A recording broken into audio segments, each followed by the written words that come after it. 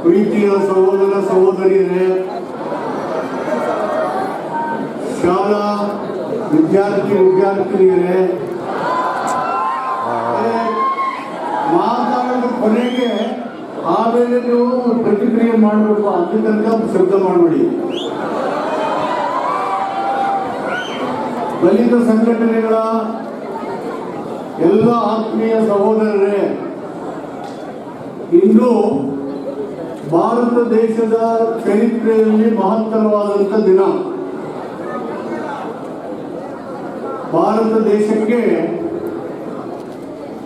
ಪ್ರಪಂಚದಲ್ಲೇ ಶ್ರೇಷ್ಠವಾದಂಥ ಸಂವಿಧಾನವನ್ನು ಸಮರ್ಪಿಸಿದಂಥ ದಿನ. ಇಡೀ ದೇಶ ಬಾಬಾ ಸಾಹೇಬ್ ಅಂಬೇಡ್ಕರ್ ಅವರನ್ನ ಚರಿತ್ರಾರ್ಹವಾದಂಥ ವ್ಯಕ್ತಿ ಎಂದು ನೆನಪಿಸಿಕೊಳ್ಳುವಂಥ ಸುದಿನ.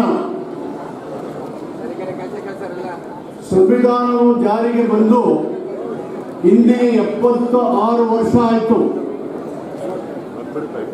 76 ವರ್ಷದ ಸಂವಿಧಾನ ಆಚರಣೆ ದಿನಾಚರಣೆಯನ್ನ ನಮ್ಮ ನಾಡಿನ ಮುಖ್ಯಮಂತ್ರಿಗಳು